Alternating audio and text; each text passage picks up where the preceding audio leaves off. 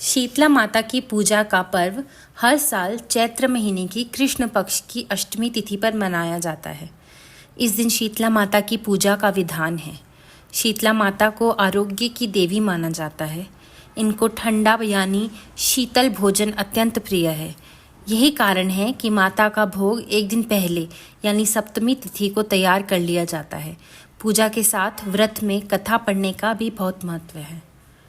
पौराणिक कथा के अनुसार एक बार पार्वती स्वरूपा देवी शीतला माता की पृथ्वी पर भ्रमण करने की इच्छा हुई। उन्होंने विचार किया कि इस चराचर जगत में उनकी पूजा कौन करता है, कौन उन्हें मानता है।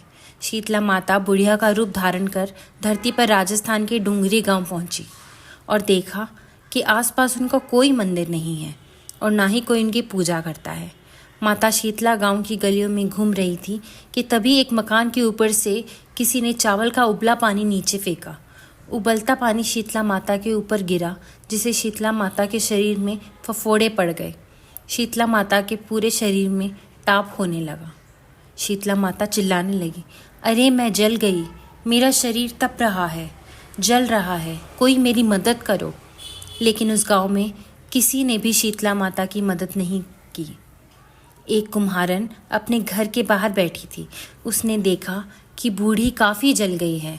महिला ने बूढ़ी माई पर खूब ठंडा पानी डाला और बोली, हे माँ, मेरे घर में रात की बनी हुई राबड़ी रखी है और थोड़ा दही भी है, तू दही राबड़ी खा ले। बूढ़ी माई ने ठंडी के आटे की राबड़ी और दही खाया तो शरीर को ठंडक मिली। महिला की नज़र उस बूढ़ी माई के सिर के पीछे पड़ी तो कुम्हारन ने देखा कि एक आंख बालों के अंदर छुपी है। यह देखकर वह कुम्हारन डर के मारे घबराकर भागने लगी।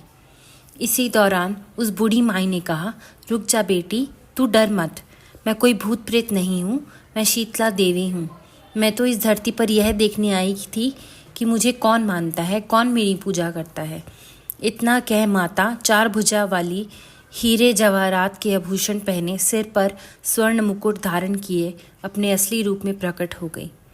माता के दर्शन कर महिला सोचने लगी कि अब मैं गरीब इस माता को कहाँ पर बैठाऊं। उसने देवी से कहा कि मेरे में तो आपके बैठने तक का स्थान नहीं है, आपकी सेवा कैसे करूं।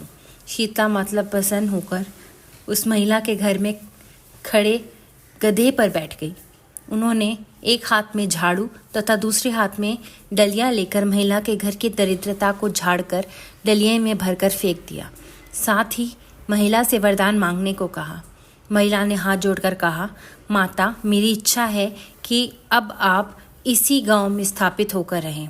होली के बाद की अष्टमी को जो भी भक्ति भाव से पूजा कर आपको ठंडा जल, दही व बासी ठंडा भोजन चढ़ाए, उसके घर की दरिद्रता को दूर करें।